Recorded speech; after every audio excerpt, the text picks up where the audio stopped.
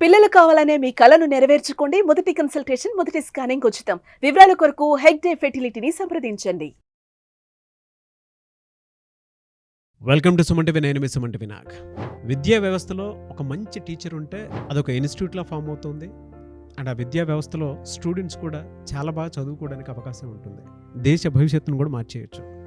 అయితే జనరేషన్కి తగ్గట్టు ఎప్పటికప్పుడు మార్పులు చేర్పులు చేసుకుంటూ విద్యా వ్యవస్థను బట్టి ఇవాళ ఒక పెద్ద ఇన్స్టిట్యూట్గా మారినటువంటి ఆల్ఫోర్స్ ఇన్స్టిట్యూట్ ఎండి అధినేత నరేంద్ర గారు ఈరోజు మనతో పాటు ఉన్నారు. వారిని అడిగి ఆయన జర్నీ కనుక మనం చూసుకుంటే పర్ యానం 200 రూపీస్ తోటి స్టార్ట్ అయిందని చెప్పేసి అంటూ ఉంటారు. అండ్ ఆయన ప్రైవేట్ కాలేజ్ నుంచి ఎప్పుడైతే బయటికి వెళ్ళటం జరిగిందో ఒక 500 మెంబర్స్ స్టూడెంట్స్ ఒక 5 కిలోమీటర్ల వరకు ధర్నా చేసి మళ్ళీ తిరిగి కాలేజీలో కూడా రప్పించుకునేంత స్థాయిలోకి ఆయన వెళ్ళటం జరిగింది. అంటే ఆ ప్యాషనెట్ తోటి స్టూడెంట్స్ మీద మక్కువతోటే ఎక్కువగా టీచ్ చేస్తూ వాళ్ళ మనసుల్ని గెలుచుకున్నారు. అండ్ ఈరోజు ఒక విద్యా వ్యవస్థకి కనుక మనం చూసుకుంటే ఆల్మోస్ట్ 54 ఆయన ఏజ్కి తగ్గట్టే 54 విద్యా వ్యవస్థలు ఉన్నాయి. అటు స్కూల్స్ అయినా సరే, కాలేజెస్ అయినా సరే. సో అటువంటి వ్యక్తి ఈరోజు మనతో పాటు ఉన్నారు. వారిని అడిగి జనరల్గా ఇప్పుడున్న స్టూడెంట్స్ పేరెంట్స్ తప్పులు ఎక్కడ జరుగుతున్నాయి, మేనేజ్మెంట్లో జరుగుతుందా, స్టూడెంట్స్లో జరుగుతుందా, ఏం జరుగుతుంది, అండ్ విద్యా వ్యవస్థను స్టార్ట్ చేసేటప్పుడు నరేంద్ర గారు ఎంత పెట్టి స్టార్ట్ చేశారు, అట్ ద సేమ్ టైం ఎక్కడెక్కడ ఏ లోపం జరుగుతుంది. అండ్ పిల్లల్లో కనుక మనం చూసుకుంటే కొంతమంది సూసైడ్ అటెంప్ట్స్ చేసుకుంటూ ఉన్నారు, హాస్టల్లో చనిపోతున్నారు, కొంతమంది బయట ఇంట్లో వాళ్ళకి చెప్పుకోలేక బయట చనిపోతున్నారు. ఎక్కడ లోపం జరుగుతుంది అంటే అటు పేరెంట్స్ సైడ్ నుంచి అయినా సరే, పిల్లల సైడ్ నుంచి అయినా సరే, అండ్ మేనేజ్మెంట్ చేసేటువంటి తప్పులు ఏంటి అనేటువంటిది ఈరోజు మనతో పాటు ఉన్నటువంటి నరేంద్ర గారి మాటలో పూర్తిగా తెలుసుకుందాము. నమస్కారం నరేంద్ర గారు. నమస్తే నాగరాజు గారు. Very happy for you sir. Journey చాలా పెద్దది మీదే. విద్యా వ్యవస్థలు ఉన్నాయి మీకు.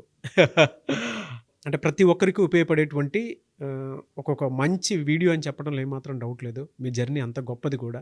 అండ్ ఇవాళ ప్రతి స్టూడెంట్, ప్రతి పేరెంట్ మీ ఇంటర్వ్యూని డెఫినెట్గా చూస్తారు. యాజ్ అ మ్యాథ్స్ టీచర్ చాలా చోట్ల వర్క్ చేసుకుంటూ అందులో ప్యాషనేట్గా మీరు రాణిస్తున్న టైంలో ఒక ఇన్స్టిట్యూట్లో ఎంసీఏ స్టూడెంట్స్కి కూడా ఏంటంటే బయట ఇన్స్టిట్యూట్స్ ఏ విధంగా అయితే బ్యాంక్ కోచింగ్ అవి ఇవి ఇస్తూ ఉంటాయో అలాగే ఎంసీఏ స్టూడెంట్స్కి మీరు కోచ్ చేయడం స్టార్ట్ చేశారు. అక్కడ నుంచి స్టార్ట్ చేద్దాం సార్ మీ జర్నీని. ఈ గ్యాప్లో మళ్ళీ ఇంకోటి కూడా అంటే మీరు గుర్తు చేయాల్సినటువంటి ఇంకోటి కూడా ఉంటుంది. ఒక 5000 స్టూడెంట్స్ ఒక టీచర్ కోసం ర్యాలీ ధర్నా చేసేంత జరిగింది అని అంటే నరేంద్ర గారు అంటే చిన్న విషయం కాదు. టీచర్ అంటే ఇలానే ఉండాలి అనుకునేటువంటి ఆలోచన కూడా ప్రతి ఒక్కరికి కలిగేలా ఉండటం అనేది దర్ ఇస్ నో, అంటే నేను ఎగ్జాజరేట్ చేసి చెప్పట్లేదు, ఎగ్జాక్ట్గా చెప్తున్నాను దాని గురించి. సో అది కూడా ఒకసారి గుర్తు చేసుకుందాము. సో ఫస్ట్ అక్కడ నుంచి ఎంసీఏ స్టూడెంట్స్ దగ్గర నుంచి ఏమైందో, ఈ ఆల్ఫోర్స్ ఇన్స్టిట్యూట్ ఎలా స్టార్ట్ అయింది? ఆల్ఫోర్స్ ఎంఎస్సి మ్యాథ్స్ 1991లో నేను కంప్లీట్ చేసుకున్నాను. జస్ట్ అప్పుడే ఎగ్జామ్స్ రాసి కరీంనగర్లోకి వెళ్ళి ఒక ట్యూటోరియల్లో ఊరికే కూర్చున్నాను. కూర్చుంటే ఆయన ఉండి వాళ్ళ మ్యాథ్స్ ట్యూషన్ మాస్టర్ లీవ్లో ఉన్నాడు. నరేంద్ర జస్ట్ క్యాజువల్గా ఎంగేజ్ అయ్యి మా మ్యాథ్స్ టీచర్ లేరు అన్నారు. సో నేను ఎంగేజ్ చేయడం కాకుండా డైరెక్ట్గా వాళ్ళు ఏదైతే టాపిక్ అయిపోయిందో అక్కడ నుంచి నేను లెసన్ మొదలుపెట్టి చెప్పాను. ఓకే. అలా 3 days ఆయన రాలేదు. 3 days నేను పిల్లల్ని చాలా చక్కగా క్లాస్ చెప్పాను. 4th day ఆయన వచ్చిన తర్వాత నేచురల్లీ నేను ఏదో టైంపాస్కి వెళ్ళాను, బయటకు వచ్చాను. ఆ తర్వాత పిల్లలు మేనేజ్మెంట్ని అడిగారు, లేదండి మాకు ఈయన వద్దు, ఆయన నిన్నటి వరకు చెప్పిన ఆయన ఈ యంగ్స్టరే కావాలి, ఫ్రెష్. ఆయన అన్నాడు నథింగ్ డూయింగ్, ఆయన పిల్లవాడు, ఆయన ఏం చెప్తాడు, ఈయన సీనియర్ మోస్ట్, ఈయననే వస్తాడు అన్నారు. దాంతో పిల్లలు ఇంకా బయటకు వచ్చేసి నాకు చెప్పారు, లేదు సార్ మాకు ఆయన వద్దు, మీరే బాగా చెప్తున్నారు మ్యాథ్స్, మీరే చెప్పాలి అన్నారు. దాంతో వెంటనే అదే ఏరియాలో ఒక చిన్న రూమ్ తీసుకొని ఒక చిన్న మ్యాట్, హ్యాంగింగ్ బోర్డు తీసుకొని అలా మెల్లగా స్టార్ట్ చేశాను. ఒక 9-10 మంది పిల్లలు బేసిక్ నీడ్స్ తోటి స్టార్ట్ చేస్తున్నాం. అండ్ ఇనిషియల్ స్టేజ్లోనే ఇనిషియల్ స్టేజ్లోనే ఏమైందంటే entrance coachings, MCA entrance coaching ఇచ్చాం, బిఎడ్ ఎంట్రన్స్ కోచింగ్ ఇచ్చాం. అందులో బిఎడ్ స్టేట్ ఫస్ట్ ర్యాంక్ వచ్చింది. అలాగే central university MCA first rank కూడా వచ్చింది. ఓకే. సో అవి ఏమైందంటే స్టూడెంట్స్ ఎస్, ఇంకా దాంతో అక్కడ ఆ చుట్టుపక్కల ఏరియాలో కరీంనగర్లో మ్యాథ్స్ ట్యూషన్ మాస్టర్ అంటే నరేందర్ రెడ్డి చాలా బాగా చెప్తున్నాడట అనేది అలా వైడ్గా వెళ్ళిపోయింది. ఇంకా నేను యాక్చువల్లీ పిహెచ్డి ఎంఫిల్ చేద్దాం అనుకున్నవాన్ని కాస్త పక్కన పెట్టేసుకొని ఇంకా పిల్లల గురించి అక్కడే ట్యూషన్స్ మొదలు పెట్టడం, మార్నింగ్ ఈవినింగ్ ట్యూషన్స్, అండ్ ఇంకా మిగతా డే అంతా ప్రైవేట్ కాలేజెస్లో వర్క్ చేయడం జరిగింది. ఓకే. ప్రైవేట్ కాలేజెస్లోనే వర్క్ చేసుకుంటూ. ఎస్. ఈ ఆల్ఫోర్స్ ఎలా స్టార్ట్ అయింది సార్? ఆల్ఫోర్స్ యాక్చువల్లీ ఓకే, నేను ఎంఎస్సి మ్యాథ్స్ ఉస్మానియా యూనివర్సిటీ క్యాంపస్లో నేను చదివాను. అక్కడ మా ప్రొఫెసర్కి ఈయన ఆల్ఫోర్స్ అనేవాడు ప్రొఫెసర్. సో నేను మ్యాథ్స్ ఇంట్రెస్ట్ కాబట్టి జనరల్లీ మ్యాథ్స్ సైంటిస్టులు వీళ్ళంతా బయోగ్రఫీ చదివినప్పుడు అల్ఫోర్స్ కొంచెం నేను బాగా ఇంప్రెస్ అయ్యాను. ఏం ఇన్స్పైర్ అందుకని చేసింది సార్? ఆయన స్టడీస్, ఆయన ఎఫర్ట్స్ ఇన్ మ్యాథ్స్, ముఖ్యంగా నంబర్ థియరీ పైన, ఆల్జిబ్రా పైన, ట్రిగ్నామెట్రీ పైన రీసెర్చ్ స్కాలర్స్ చాలా మంది పిల్లలు ఏ రకంగా అయ్యారో అది చూసిన తర్వాత అనిపడింది, yes why can't I take Alphores as my academy అని చెప్పేసి అల్ఫోర్స్ పేరు పెట్టారు. బా. చాలా మంది అనుకుంటారు ఇది అల్ఫోన్స్, ఇది ఒక క్రిస్టియన్ మైనారిటీ ఏమో అని అనుకుంటారు, లేదా ఇది ఆల్ ఫోర్సెస్ ఏదైనా అయి ఉండదు, అన్నిటి నుంచి ఫోర్స్ అయి ఉంటుందేమో అని ఇప్పటికి కూడా అనుకుంటారు కొద్దిమంది అలా రకరకాలుగా. ఇది 4 దిక్కుల నుంచి ఫోర్స్ సార్, ఆల్ ఫోర్స్ అని పెట్టారు ఏంటి కొంచెం హేళన చేస్తారు.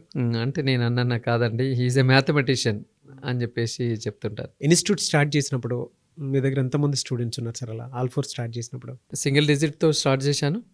ఆ తర్వాత ట్యూషన్స్ ఎలా ఉంటాయంటే ఒక batch of students intermediate first year, ఒక batch of students inter second year, ఇలా పీజీ వరకు కూడా నేను ఇనిషియల్ స్టేజ్లో ట్యూషన్ చెప్పాను. ఓకే. జనరల్ ఎవరైనా ఎంత తీసుకునేవాళ్ళు సార్ అప్పుడు? 200 to 400 per annum. Per annum? Yes. ఇది మీరు గమనించి ఉండాలి. జనరల్లీ మీరు అన్నారు కదా, ఇప్పుడు అలోన్ ఐఎమ్ టీచింగ్ అన్నప్పుడు ఇట్స్ నార్మల్ ఎక్స్పెండిచర్ కాబట్టి మనం 200 to 400. ఇప్పుడు 20,000 to 40,000 ఫీజు తీసుకున్నప్పుడు దాన్ని కమర్షియల్ అంటారు. కానీ ఎందుకు కమర్షియల్ అది అంటున్నారు అంటే 40,000 ఫిగర్ కనబడుతుంది. బట్ అక్కడేమో నేను 400 రూపీస్ పర్ యానం, నేను ఒక్కనే, నాకేమన్నా ఏదో తినడానికి బ్రతకడానికి సరిపోయే విధంగా కాబట్టి మనం అంతే తీసుకున్నాం.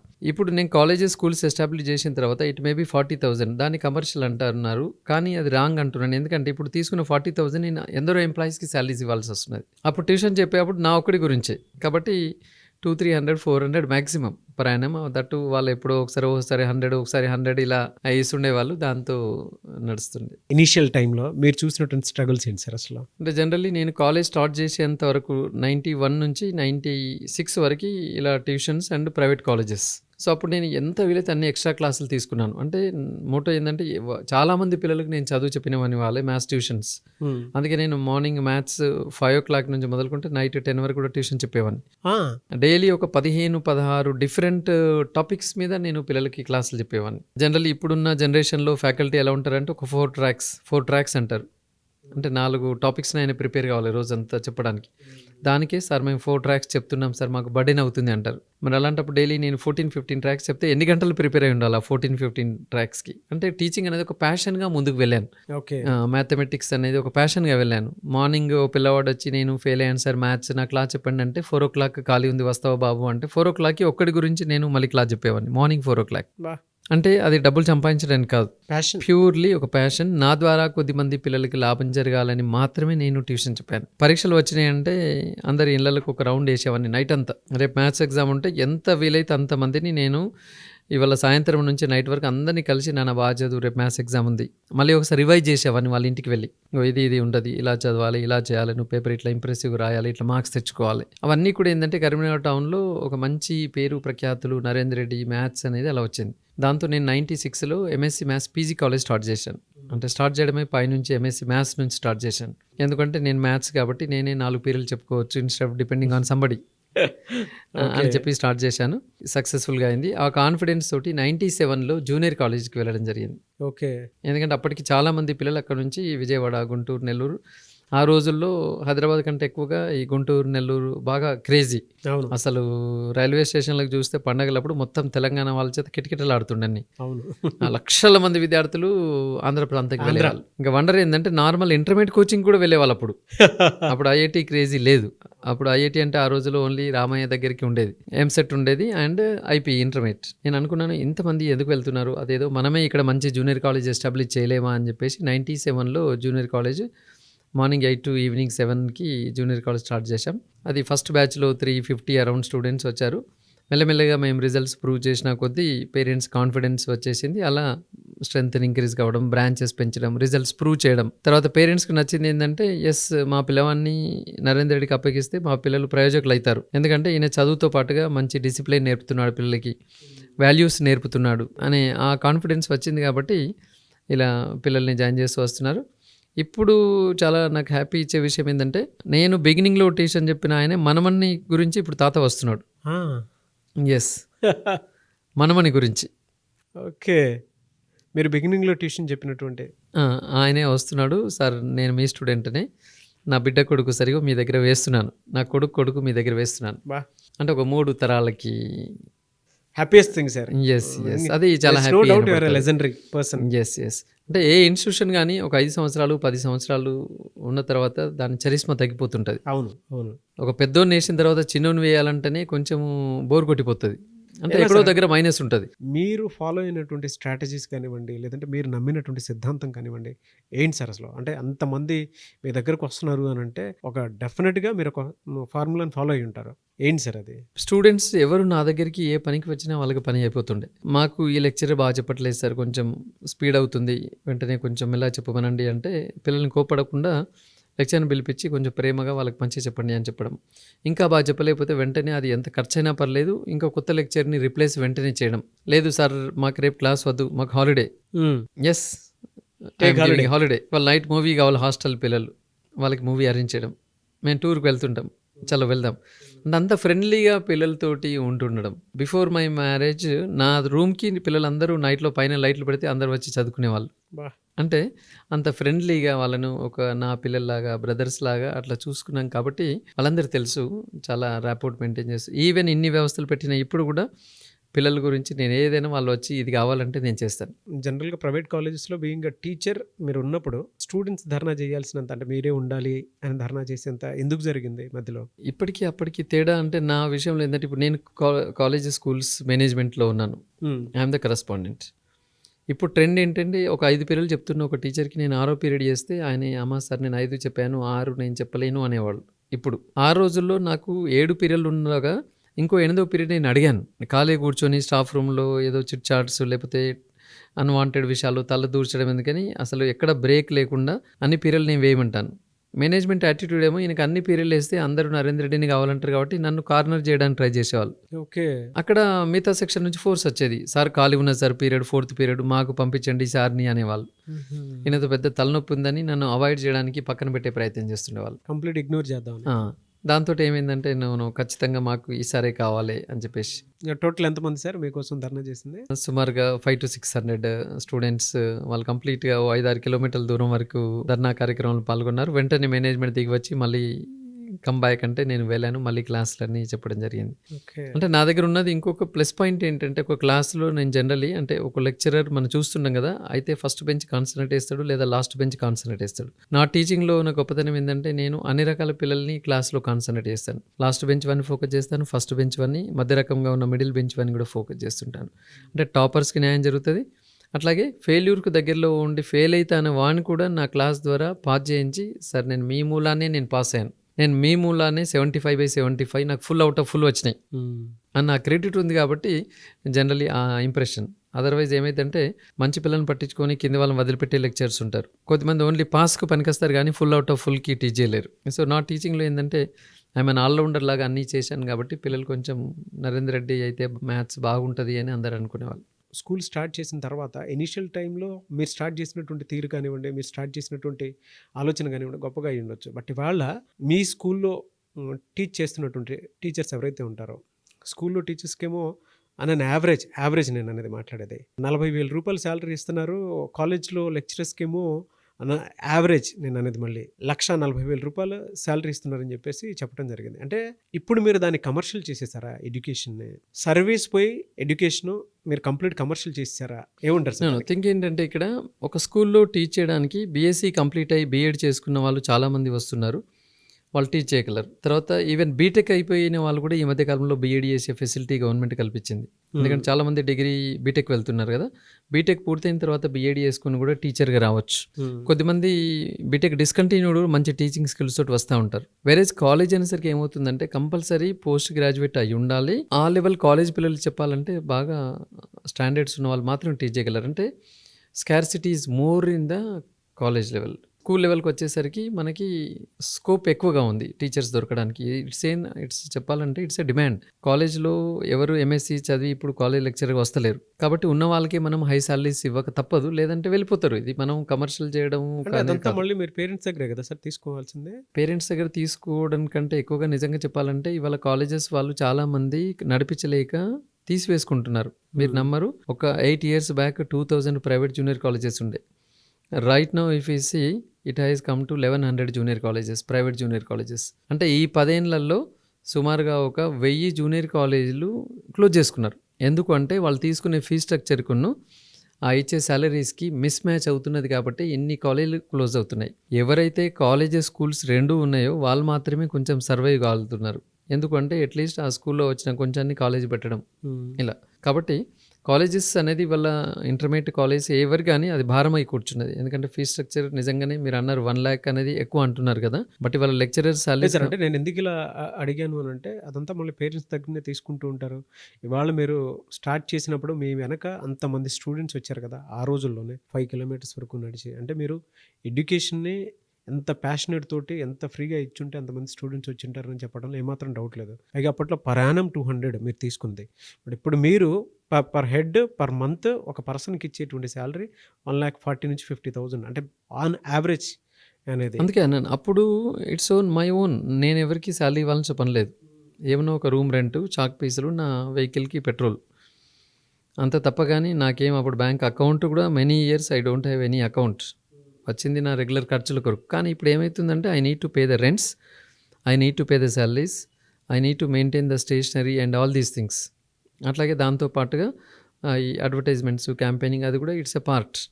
అలాగే ఎంతోమందికి కూడా మనం ఉచితంగా విద్యను అందిస్తున్నాం. ఒక దగ్గర 500 స్టూడెంట్స్ ఉంటారు అంటారు, కానీ చాలా రోజులు మంచి మార్కులు వచ్చినప్పుడు కొన్ని హండ్రెడ్స్ ఆఫ్ స్టూడెంట్స్కి మేము ఫ్రీ ఇచ్చి ఉన్నాం. కాబట్టి అది మనం ఇంకా పెంచక తప్పలేదు అనుకోవాలి. నిజంగా చెప్పాలంటే even right now, even in the Karimnagar కావచ్చు, మాకున్న వరంగల్లో కావచ్చు, క్రేజీ ఏరియాలో నాకంటే ఎక్కువ తీసుకున్న కాలేజీలు అన్ని జిల్లాల్లో ఉన్నాయి.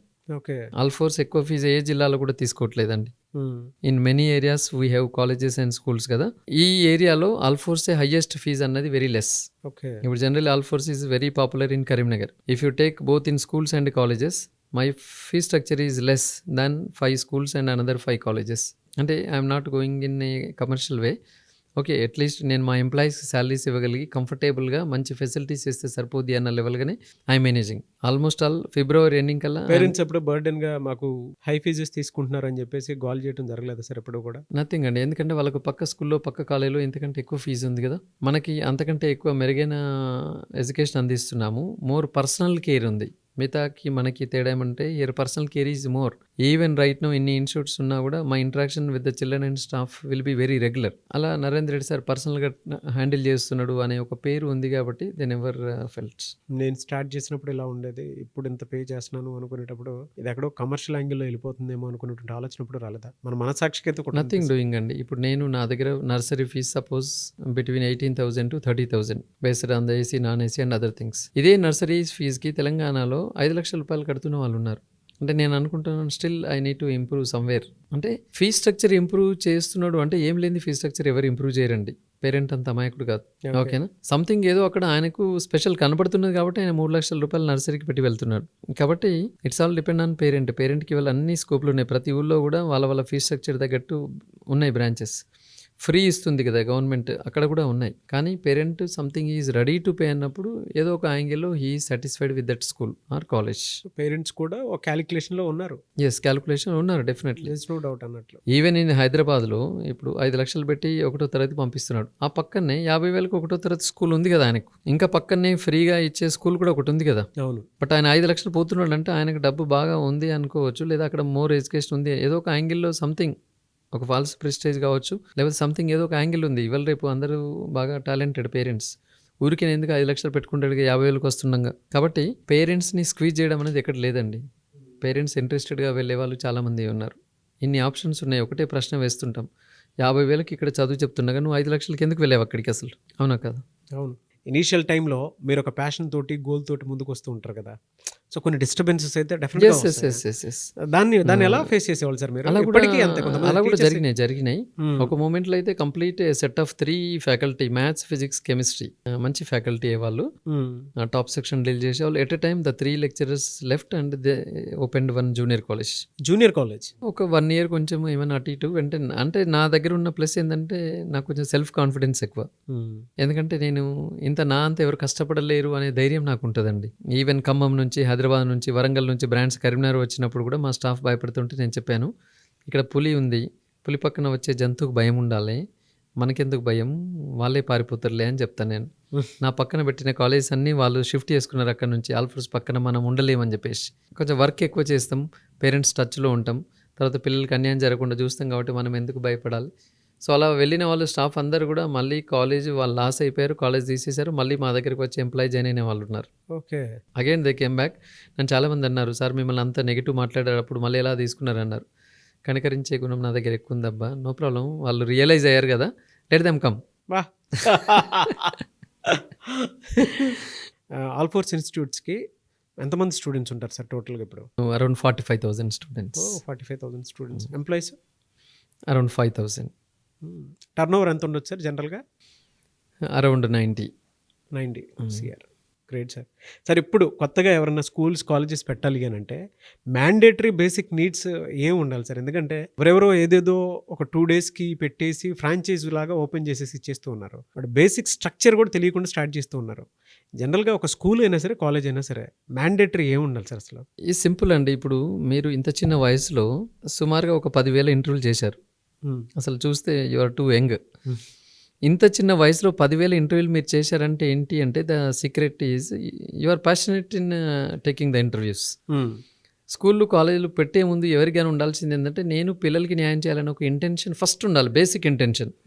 పక్క ఆయన బాగా డబ్బులు సంపాదించాడు, నేను డబ్బులు సంపాదించడానికి ఎస్టాబ్లిష్ చేస్తున్నా అన్నవాడు ఎవరు సంపాదించలేడు, అది సక్సెస్ కాదు. కాబట్టి ఎస్టాబ్లిష్ చేయడానికి ఈ రోజుల్లో మనీ అవసరం కాదంటలేను, మనీతో పాటుగా yes I have to do something to the society, ఈ ప్రాంతం విద్యార్థులకి నేను కొంచెం న్యాయం చేయాలి అని ఒక ఇంటెన్షన్ ఉన్న వాళ్ళే సక్సెస్ అవుతున్నాయి, ఓకే, అదర్వైజ్ కావు.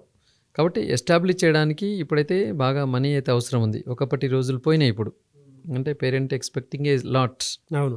దాంతోపాటుగా ఆయన కొంచెం టైం ఇచ్చి సర్వీస్ చేసే మనస్తత్వం కూడా ఉన్నప్పుడు మాత్రమే సక్సెస్ అవుతున్నాయి. అదర్వైజ్ చాలా క్రోర్స్ ఆఫ్ రూపీస్ పెట్టి పట్టించుకోలేకుండా క్లోజ్ చేసిన మేనేజ్మెంట్స్ స్కూల్స్ చాలా ఉన్నాయి, కాలేజెస్ కూడా చాలా ఉన్నాయి. 2 థింగ్స్ ఉండాలి ఎస్టాబ్లిష్ చేయడానికి, ఇన్వెస్ట్మెంట్ అవసరం, at the same time I should do something to the education community. ఈ స్టూడెంట్స్కి చిల్డ్రన్కి నేను ఏదైనా చేయాలని ఒక ప్యాషన్ ఉండాలి, ఉన్నప్పుడు మాత్రమే సక్సెస్ అవుతాయి. ఇప్పుడున్న సినారియో ప్రకారం కనుక మనం మాట్లాడుకుంటే ఇనీషియల్ క్యాపిటల్ సీడ్ ఎంత ఉండాలి సార్ అసలు స్టార్ట్ చేయాలి అని అంటే ఎవరికైనా సరే? అంటే ఒక ప్యాషనేట్తో పాటు ఎవరైనా ముందుకు వెళ్ళాలి అనుకున్నటువంటి వాళ్ళకి ఇనీషియల్ క్యాపిటల్ సీడ్ ఎంత పెట్టి? అంటే ఇది ఎలా ఉందంటే ఇప్పుడు నువ్వు ఏ రేంజ్లో ఎస్టాబ్లిష్ చేస్తావు అనే దాన్ని బట్టి ఉంది. ఇప్పుడు కాలేజ్ ఉందనుకోండి, నిజంగా చెప్పాలంటే ఒక 20-30 lakhsలో కూడా ఒక కాలేజ్ని ఎస్టాబ్లిష్ చేయొచ్చు. స్కూల్ ఉందనుకోండి సేమ్, అది కూడా ఒక 20-30 lakhsలో చేయొచ్చు. నేను ఇంకా గొప్పగా చేయాలనుకుంటే even it may go up to 20-30 crores. అంటే నువ్వు ఏ రేంజ్లో ఎస్టాబ్లిష్ చేయాలి అనుకుంటున్నావు అన్న దాన్ని బట్టి ఉంటుంది. సేమ్ క్లాస్ రూమ్ కూర్చునేది అదే 30 మంది పిల్లలు, ఒక బోర్డు ఉంటుంది.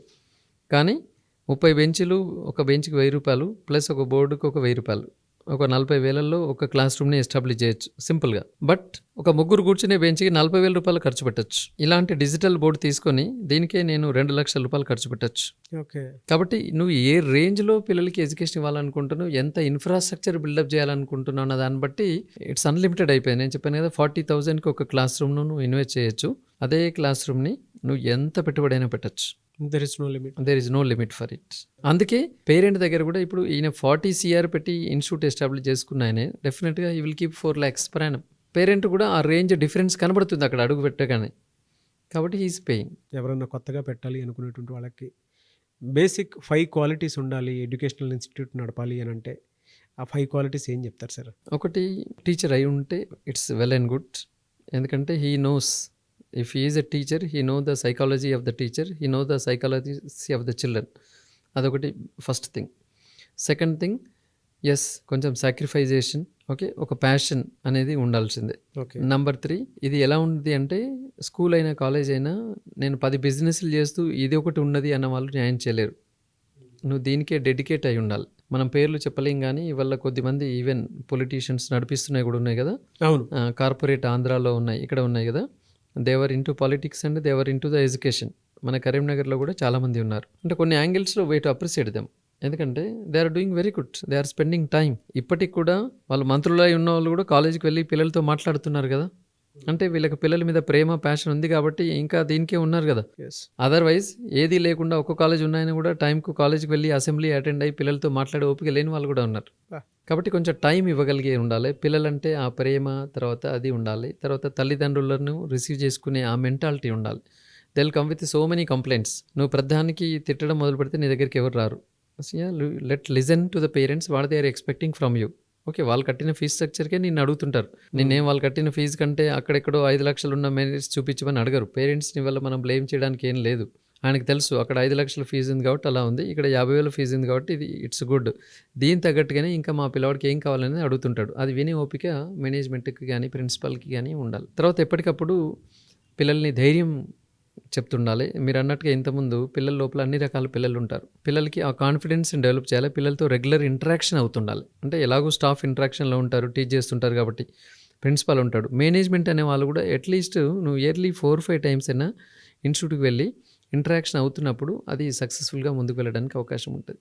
స్కూల్లో పిల్లలు, కాలేజ్లో అయినా సరే పిల్లల బిహేవియర్ ఒకలా ఉంటుంది, ఇంట్లో ఒకలా ఉంటుంది. పేరెంట్స్ ఏమో టీచర్స్ని తిరుగుతూ ఉంటారు, టీచర్స్ ఏమో పేరెంట్స్ అక్కడ మీ ఇంట్లో తీసుకొచ్చి ఇక్కడ ఇలాంటి బిహేవియర్ చూపిస్తున్నాడమ్మా మేమేం చేస్తామని చెప్పేసి చేతులు ఎత్తేస్తూ ఉంటారు. ఈ కాన్ఫ్లిక్ట్ ప్యారలల్గా రెగ్యులర్గా జరుగుతూనే ఉంటుంది సార్. దీనికి ఎండే ఉండదా? దీనికి ఒక సిస్టమ్ బిల్డ్ చేయలేమా? బీయింగ్ ఎడ్యుకేషనలిస్ట్, దీని మీద మీ కామెంట్ ఏంటి సార్? దీన్ని నిజం చెప్పాలంటే ఏంటంటే రెగ్యులర్గా స్కూల్స్లో అయితే mostly parent teacher meetings, parent teacher interactions అనేది దాదాపు ఇవాళ అన్ని ప్రైవేట్ స్కూల్స్ కార్పొరేట్తో సహా పెడుతున్నారు. ఎక్కడైతే పిల్లల పైన మంచి శ్రద్ధ పెడుతున్న వాళ్ళు నేను చూస్తున్నాను, even though they are doctors or they are politicians, what ever it maybe, పాపం వాళ్ళు చాలా బిజీ షెడ్యూల్లో కూడా పిల్లలకి టైం ఇస్తూ పిల్లలు తీసుకొని పేరెంట్స్ మీట్కి అటెండ్ అవుతుంటారు టీచర్స్ ఇంటరాక్షన్లో. అక్కడ ప్రాబ్లం రాదు.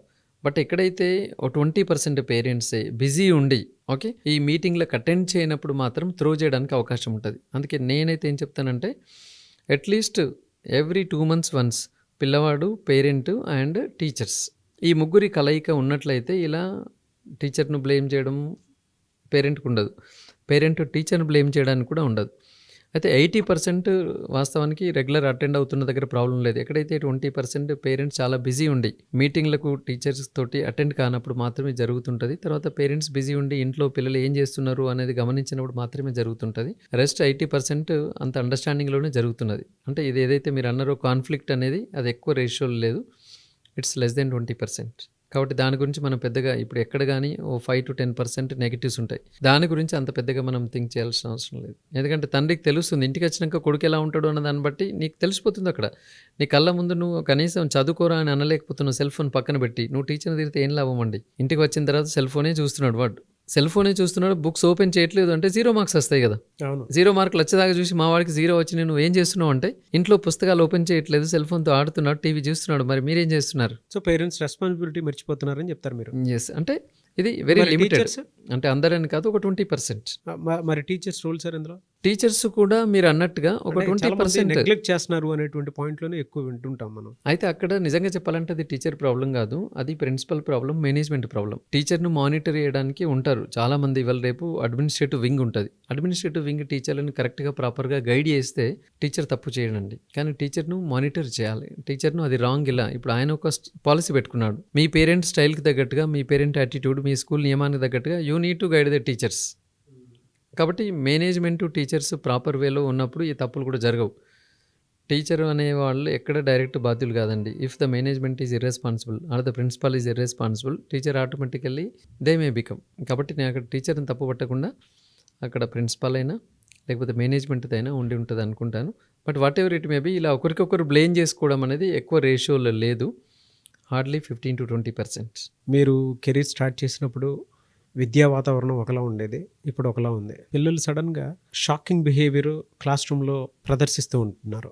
అట్ ద సేమ్ టైం పిల్లలు సూసైడ్ చేసుకోవటం అనేది ఎందుకు అలా జరుగుతుందని మీరు అనుకుంటున్నారు సార్? హాస్టల్స్లో కానివ్వండి, లేదంటే క్లాస్ రూమ్లో ఒక షాకింగ్ బిహేవియర్తో కూడుకున్నటువంటిది ఎక్కువగా చేస్తూ ఉన్నారు. ఈవెన్ చనిపోతున్నారు, సెల్ఫ్ సూసైడ్ చేసుకుంటూ ఉన్నారు. రీజన్ ఏమై ఉంటుంది అంటారు సార్ అసలు? అంటే రీజన్ ఏమవుతుంది అంటే 10th క్లాస్ వరకు పిల్లలు ఓకే బేసిక్స్ కొంచెం ఉన్నా లేకున్నా చదువుతున్న రిజల్ట్ వస్తున్నది. ఆ 10th రిజల్ట్ని బట్టి పేరెంట్ ఒకేసారి హయ్యర్ స్టాండర్డ్లో ఉన్న దానిలో స్ట్రీమ్లో వేస్తున్నారు. అంటే ఇప్పుడున్న ట్రెండ్ అయితే 10th 8 GPA వచ్చిన వాళ్ళు కూడా మామని నేను IITలో జాయిన్ చేస్తున్నారు. మేము చెప్తాం అసలు 10th క్లాస్ అనే ఈజీ ప్యాటర్న్లో మన స్టేట్ సిలబస్ 10th పేపర్స్ అనేది అంత స్టాండర్డ్ ఏం కాదు, క్వశ్చన్ పేపర్స్. అటువంటి దానిలో 8 GPA వచ్చినామని IITలో కూర్చోబెడితే పిల్లవాడు నేచర్లీ ప్రెషర్గా ఫీల్ అవుతుంటాడు. ఎందుకంటే IIT ఎంట్రన్స్ అనేది ప్రపంచంలోనే అతి టఫెస్ట్. అది మన భారతదేశంలో ఉన్న IIT ఎంట్రన్స్ అనేది, IIT JEE ఎంట్రన్స్ అనేది వెరీ టఫ్. ఆ టఫ్కి ప్రిపేర్ చేయాలంటే ఎట్లయినా టఫే ఉంటుంది.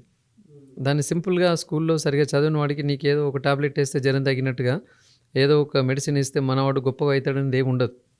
బేసిక్స్ కూడా ఓవర్ నైట్లో డెవలప్ చేసేది కాదు అది. అయితే ఒక్కపట్లిలాగా వీళ్ళ లెక్చరర్స్ కానీ మేనేజ్మెంట్లు కానీ పిల్లల్ని ఏం హెరాస్ చేయట్లేదు. But he himself understanding that I'm not getting marks. పిల్లవాడికి ప్రతి సండే ఎగ్జామ్ అవుతుంటుంది. టాపర్కి 300కి 200 మార్కులు వచ్చాయి, వీడికి 20 మార్కులు వచ్చాయి. మనం ఎవరు ఏం అనాల్సిన పని లేదు. నాకు 20 వచ్చినాయి అనేది he himself is feeling and I'm unfit. ఇంట్లోనేమో మా డాడీ నన్ను ఐఐటీ చదువుమన్నాడు, నాకేమో ఇక్కడ 20 మార్కులే వచ్చాయి అన్న ఫీలింగ్లో అవుతుంది తప్ప కానీ ఇక్కడ this is not the fault of the management or the lecturers. అయితే తల్లిదండ్రులు అండర్స్టాండ్ చేసుకొని ఉండవలసింది. అయితే మేము మా లాంటి కాలేజెస్లో అయితే మేము గైడ్ చేస్తున్నాం పేరెంట్స్ని, దయచేసి వద్దండి, మీ పిల్లవాడిని ఎప్సెట్లో వేయండి లేదా మెయిన్స్లో వేయండి అని చెప్తున్నాం. లేదా మీ పిల్లవాడికి హాస్టల్లో ఉండాలని లేదు, డేస్ కలర్ వేయండి అని మనం చెప్తుంటాం. మా దగ్గర ఒక ఇన్సిడెంట్ అయింది ఏంటంటే, వాళ్ళ మదర్ చనిపోయింది అప్పుడే ఒక 1 year బ్యాక్. ఆ తర్వాత స్టెప్ మదర్ హ్యాండ్ ఓవర్లోకి వెళ్ళిపోయాడు. అంత కేర్ లేదు అన్న ఫీలింగ్ ఆ బాబుకి వచ్చేసింది. హాలిడేస్లో ఇంటికి వెళ్ళాడు, ఇంట్లో ఏదో చిన్నగా ఘర్షణ జరిగేసింది. హాలిడేస్ పోయి వచ్చిన తర్వాత ఆయన సూసైడ్ చేసుకోవడం జరిగింది. అంటే మీకు వేరియస్ రీజన్స్లో ఇవి కొన్ని చెప్తాను. Okay sir. ఎక్కడైతే మదర్ ఫాదర్ రిలేషన్ సరిగా లేని దగ్గర కొన్ని ఇన్సిడెంట్లు ఇవి జరుగుతున్నాయి. ఎందుకంటే పిల్లలు ఇంటికి వెళ్ళినాక డిస్టర్బ్ అయిపోతున్నాడు. ఇంకా కొన్ని సందర్భాల్లో పిల్లలు 10th 9th నుంచి ఏదో ఒక లవ్ అఫేర్తో ఉండి ఉంటారు. కాలేజ్కి వచ్చిన తర్వాత అది ఏదో ఒక రోజు బయటపడుతుంటుంది. ఇంటికి వెళ్ళగానే పంచాయతీ పెట్టించి బాగా మందలిస్తుంటారు. ఆ బాధ తట్టుకోలేక కాలేజ్కి వచ్చి చేసుకున్న కేసెస్ కూడా మేము చూసి ఉన్నాం మనం. ఓకే. తర్వాత ఇంటికి వెళ్ళినప్పుడు హాలిడేస్కి అన్ని సూసైడ్స్ మోస్ట్లీ 90% ఆఫ్టర్ ద హాలిడేసే జరిగినాయి. మీరు అది ఏ కాలేజ్ అని కావచ్చు, x college, y college, z college. After Dussehra holidays ఎందుకు జరుగుతున్నాయి అంటే హాలిడేస్లో మార్కుల గురించి మందలించడము, లేకపోతే వాళ్ళ వ్యవహార శైలి గురించి మందలించడము, లేకపోతే చదువు బాగానే ఉంది, అన్నీ బాగానే ఉన్నాయి, కానీ పిల్లల ముందు నేను అతి డబ్బు ఖర్చు పెడుతున్నాను, నీ పొలం అమ్మి తర్వాత బంగారం అమ్మి ఖర్చు పెడుతున్నాను అని పిల్లల ముందే ఆవేదన వ్యక్తం చేయడం వలన ఏమవుతుంది అంటే, మా మమ్మీ మొన్ననే బంగారం అమ్మి వచ్చేసింది, మా నాన్న మొన్ననే భూమి అమ్మి నా మీద ఖర్చు పెట్టాడు, నేను ఇంకా అనుకున్నంత ర్యాంక్ తెలియకపోతున్నాను, మరి నాకు సీట్ వస్తుందో రాదో అన్న ఆందోళనకు కూడా గురి అవుతున్నారు. మేము పేరెంట్స్ చెప్తున్నాం, దయచేసి మీరు ఏమి అమ్మినాం అనేది పిల్లలకు చెప్పకండి, వాళ్ళ ముందు డిస్కస్ చేయొద్దు అని ఫైనాన్షియల్ మ్యాటర్స్ చెప్తున్నాం. అంటే ఇవన్నీ వేరియస్ రీజన్స్, ఒక్కొక్కటి ఒక రీజన్తో ఉండి ఉన్నాయి. కాబట్టి ఇక్కడ పేరెంట్ కొంచెం గమనించి ఉండి మేము చెప్పిన సలహాలు పాటిస్తే ఇట్స్ వెరీ సింపుల్. మేము ఇప్పటికి చెప్తామండి, ఒక పిల్లవాడిని నేను 3 సార్లు రిజెక్ట్ చేశాను, పేరెంట్ వచ్చి ఏం జరిగినా నాదే బాధ్యత, హాస్టల్లో తీసుకోండి అంటాడు. నేను చెప్తున్నాను, నీకు చదువు ముఖ్యమా మీ పిల్లవాడు ముఖ్యమా అంటే నాకు 2 ముఖ్యమే అంటాడు. లేదండి, చదువు కంటే నీ పిల్లవాడు ముఖ్యం, హాస్టల్ వద్దు అని మేము చెప్తున్నాం. అంటే ఎలా అయిపోయారంటే ఇప్పుడున్న దానిలో పేరెంట్స్ కూడా ఎట్లయినా చేసి చదివించి మావని ప్రయోజకం చేయాలి. ఆ పాయింట్ వరకు బాగుంది. మీ దగ్గర జరిగేటువంటి తప్పులు కూడా కొన్ని ఉంటాయి కదా, అంటే ర్యాంకింగ్ ప్రాసెస్లో ఒక పిల్లాడిని స్ట్రెస్లోకి గురి చేయడము, లేదంటే అక్కడ ఉండేటువంటి అట్మాస్ఫియర్లో తెలియకుండానే పిల్లాడు ఉండేటప్పుడు బిక్కుగా ఉంటుంది సార్ ఒకటేసారి హాస్టల్కి వచ్చేసిన తర్వాత. బట్ వాళ్ళకి తెలిసిన ప్రపంచం వల్ల స్కూల్ కాలేజ్, దానికి ఏం చెప్తారు మీరు? అంటే దానివల్ల కూడా అయితే ఇక్కడ ప్రెషర్ ఫీల్ కావడానికి ఒక్కొక్కటిలాగా మార్కులు ఎందుకు వస్తలేవని ఎవరు దండించట్లేదు, నిల్చోబెట్టట్లేదు. నేను అందుకే అన్నాను కదా, రెగ్యులర్ ఇంటర్వెల్స్లో ఎగ్జామ్ జరుగుతున్నాయి. ఎగ్జామ్ రిజల్ట్ వచ్చినాక he himself understanding that I'm not getting good marks. అయితే అక్కడ ఆయన స్థాయికి మించి ఆయన ఆ పోటీ పరీక్ష తీసుకున్నాడు. ఇప్పుడు మేము చెప్తున్నాము, నీకు ఐఐటి అడ్వాన్స్ వద్దునా, you can go to IIT mains. లేదు సార్, మీరు డైరెక్ట్గా మా దగ్గర నుంచి ఏ ప్రాబ్లం ఉండదని చెప్తున్నారు. ప్రాబ్లం ఉండకుండా కొంచెం ప్రాబ్లం ఉండకుండా అంటే ఒకటే, వాడు ఏదో సూసైడ్ చేసుకుంటున్నాడు అనేది అనునిత్యం గమనిస్తూ తీరా వాడు ఏం చేసినా మేము ఎప్పుడు కనురెప్పలా పెడుతూ ఆపడం, ఇంక అంతకంటే ముందు ఏముండదు. మీ ప్రెషర్ 100లో ఎంత % ఉంటుందని మీరు అనుకుంటున్నారు సార్ స్టూడెంట్స్ మీద? నా ఉద్దేశంలో ప్రెషర్ అనేది సింగిల్ డిజిట్ అండి, 2-3%.